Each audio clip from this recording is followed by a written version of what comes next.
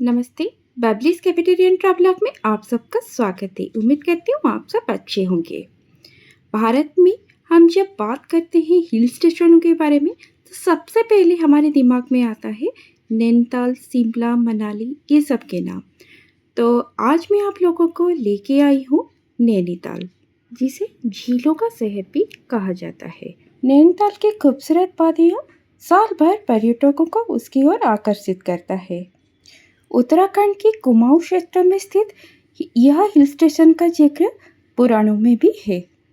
स्कंद पुराण के मानस खंड में नैनीताल को त्रिऋषि सरोवर अर्थात तीन साधुओं अर्थात अत्रि, पुलस्त्य और पुलक के भूमि के रूप में दर्शाया गया है।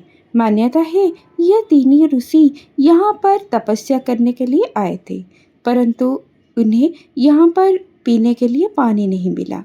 अतः प्यास को मिटाने के लिए उन्होंने यहाँ पर तप के बल पर तिब्बत स्थित पवित्र मानसरोवर झील के जल को साइफन द्वारा यहाँ पर लाए थे। और दूसरा जो पौराणिक मान्यता है और यहाँ पर स्थित नैना देवी के मंदिर से जुड़ा हुआ है, जहाँ पर माता सती के पांव आ गिरे थे, तो इसीलिए इसी का नाम नैनीताल पड़ गया। तो चलिए अब जानते हैं नैनीताल कैसे पहुँचे। तो नैनीताल में जो नियरेस्ट रेलवे स्टेशन है वो है जो है काठगोदाम रेलवे स्टेशन, और जो कि लगभग 35 से 40 किलोमीटर दूरी पर है। और जो नियरेस्ट एयरपोर्ट है वो पंतनगर एयरपोर्ट है, और जो कि यहाँ से लगभग 70 किलोमीटर की दूरी पर स्थित है। तो चलिए अभी हम नैनीताल को एक्सप्लोर करते हैं। तो हम लोगों ने जिस तरह से नैनीताल को कवर किया है, बिल्कुल उसी तरीके से मैं आज आप लोगों के साथ शेयर करूंगी। तो नैनीताल में आज हमारा फर्स्ट डे है। तो फर्स्ट डे हम नैनीताल के बाहर जो आसपास की जगह है वो सब कवर करने वाले हैं। तो पहले हम जाएंगे कैंची धाम आश्रम। यह आश्रम नैनीताल से लगभग 20 किलोमीटर की दूरी पर स्थित है, और यह आश्रम को स्थापना किया था नीम करोली बाबा ने 1960 के दशक में। हम जिस दिन गए थे उस दिन बारिश हो रहा था, तो आपको बाहर चप्पल वगैरह रख के अंदर जाना होता है, और अंदर कैमरा वगैरह अलाउड नहीं है। आपको लाइन में जाके दर्शन करना होता है। वहाँ पर हनुमान जी का मंदिर और बहुत सारे देवी देवताओं के साथ नीम करोली बाबा का मूर्ति भी स्थापना किया गया है। तो वहाँ पर आपको दर्शन करने के लिए ज़्यादा टाइम नहीं लगता है, बस 10 से 15 मिनट के अंदर आपके दर्शन हो जाती है। लेकिन प्रॉब्लम है यहाँ पर पार्किंग की। यहाँ पर पार्किंग की सुविधा उपलब्ध नहीं है, तो यहाँ पर थोड़ा टाइम पार्किंग की वजह से आपको लग सकता है। तो हम लोग कैंची धाम से सीधे आके पहुंच गए हैं भीमताल के पास। ये जो भीमताल है ये नैनीताल के जैसा ही है, पूरा देखने में सेम टू सेम है। यहाँ पर भी बोटिंग वगैरह होता है, तो यहाँ पर आप बोटिंग वगैरह कर सकते हैं, लेकिन यहाँ पर क्राउड थोड़ा कम रहता है। तो आप लोगों को अगर शांत वातावरण पसंद है तो आप भीमताल जरूर विजिट कीजिएगा। तो भीमताल में हमने कुछ टाइम स्पेंड करने के बाद हम लोग अभी निकल पड़े हैं नौकुचिया ताल की ओर। तो रास्ते में हमको एक हनुमान जी के मंदिर दिखाई दिया, तो यहाँ पर हम लोग कुछ टाइम रुके और वहाँ पर हनुमान जी का दर्शन भी किया। मंदिर है भक्ति धाम हनुमान टेम्पल, और यहाँ पर आप कुछ टाइम दर्शन करके फिर आप जा सकते हैं नौकुचिया ताल की ओर। यहाँ पर शिकारा राइड, बोट राइड ये सब अवेलेबल है। तो शिकारा राइड आप 500 रुपये में दे के कर सकते हैं आधे घंटे के लिए। तो एक राउंड ट्रिप आप कर सकते हैं, या फिर अगर आप पूरा कवर करना चाहते हैं तो आपको 1000 रुपये लगेगा। तो हमने भी यहाँ पर शिकारा राइड किया। तो करने के बाद यहाँ पर एंजॉय किया। यहाँ पर भी तभी भी वहाँ पर बारिश हो रहा था, लेकिन बारिश के बाद भी हम लोगों ने यहाँ पर खूब एंजॉय किया। ज़्यादा क्राउड भी नहीं था बारिश की वजह से, तो बहुत अच्छा लगा। नौकुचिया ताल का अर्थ है 9 कोनों वाली झील। यह एक बेहद खूबसूरत और शांत झील है जो अपनी 9 कोनों के लिए प्रसिद्ध है। मान्यता है कि इस झील को ब्रह्मदेव ने बनाया था, और स्थानीय मान्यता के अनुसार यदि एक ही समय में सभी 9 कोनों को देख ली जाए तो इंसान को मोक्ष मिल जाती है। यह नौकुचिया ताल भीमताल से लगभग 4 किलोमीटर की दूरी पर और नैनीताल से लगभग 25 किलोमीटर की दूरी पर स्थित है। तो अभी हम लोग निकल पड़े हैं सात ताल की ओर। सात ताल भीमताल के पास स्थित 7 मीठे पानी की झील का एक सुंदर और आपस में जुड़ा हुआ समूह है। ये जो 7 ताल है, ये कुछ इस प्रकार से है: नल दमयंती ताल, गरुड़ ताल, राम ताल, लक्ष्मण ताल, सीता ताल, सुखा ताल और पूर्ण ताल। यहाँ पर भी आप बोटिंग वगैरह कर सकते हैं और कुछ टाइम आप यहाँ पर स्पेंड कर सकते हैं। तो ये रहा सात ताल। ये यहाँ का नज़ारा भी आप देख सकते हैं। बहुत ही सुंदर, बहुत ही खूबसूरत नज़ारा है। तो हमारा डे 1 कंप्लीट हो गया और अभी हम डे 2 में निकल पड़े हैं। सबसे पहले हम जाने वाले हैं माँ नैना देवी के मंदिर में। यह 51 शक्तिपीठों में से एक है और यहाँ पर पर्यटकों का भारी भीड़ आपको दिखाई देगा। यहाँ पर माता शक्ति की आँख यानी कि बाएं आँख गिरा था। मंदिर के अंदर फोटोग्राफी, वीडियोग्राफी वगैरह अलाउड नहीं है। यह मंदिर नैनी झील के बाजू में ही है, तो यहाँ से आप नैनी झील को भी देख सकते हैं। बड़ा ही सुंदर नज़ारा आपको मंदिर से दिखाई देगा नैनी झील का। झील के उत्तरी छोर को मल्ली ताल तथा दक्षिणी छोर को तल्ली ताल के नाम से जाना जाता है।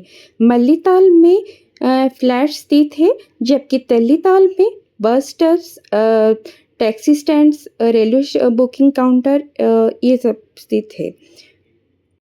तलीताल के क्षेत्र का एक भाग एक पुल के ऊपर बना है, जिसे स्थानीय लोग डाट के रूप में जानते हैं। झील के दोनों ओर बाजार है, जिससे आप आवश्यकीय वस्तुएं खरीदारी कर सकते हैं। झील काफ़ी सुंदर है। यहाँ पर आप बोटिंग वगैरह कर सकते हैं। यहाँ पर क्राउड भी बहुत ज़्यादा है, क्योंकि यहाँ पर माल रोड भी स्थित है। यानी कि जो नैनीताल का माल रोड है, वो इस झील के पास ही स्थित है।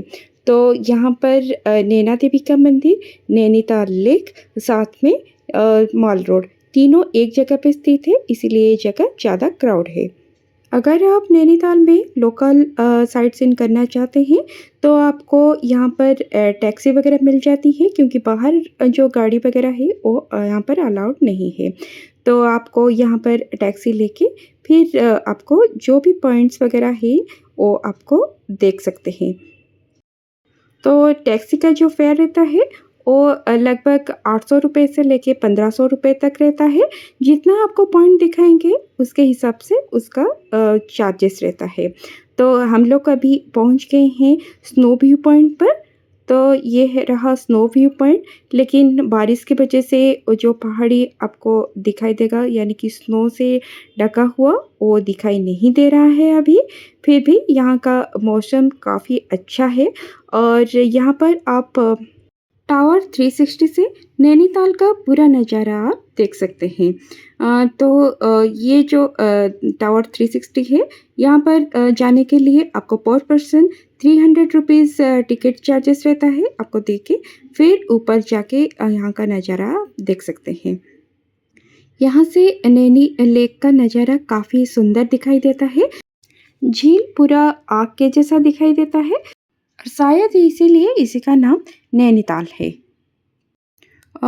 ये टावर 360 में आपको जाना होता है, वो धीरे-धीरे आपको लेके ऊपर तक जाएँगे और फिर धीरे-धीरे आपको नीचे तक लेके आएँगे और ऊपर से ये नज़ारा आप देख सकते हैं, काफ़ी सुंदर नज़ारा है।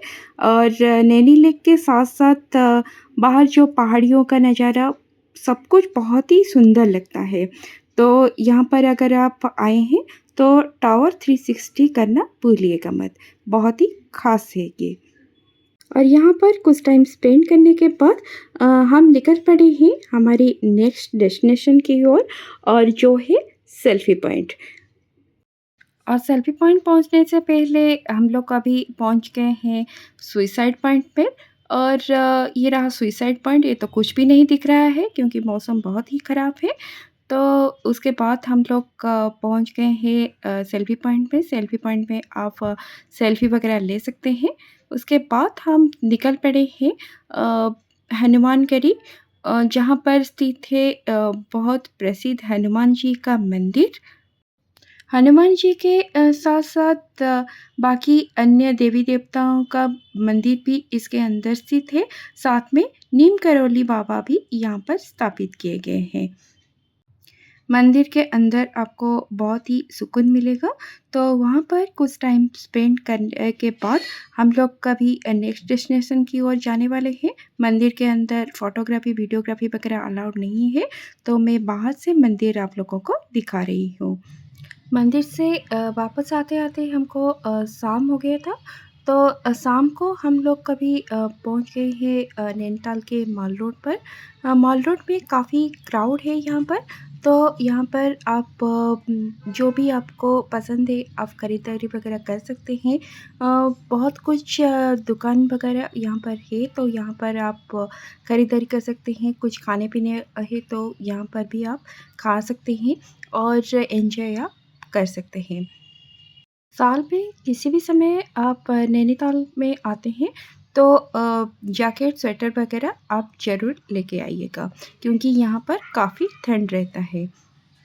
तो शाम के टाइम हमने भी नैनीताल से कुछ सामान वगैरह ख़रीदा और उसके बाद हम निकल गए होटल में और होटल में रुकने के बाद हम थर्ड डे नैनीताल से जाने वाले हैं जिम कॉर्बेट की ओर।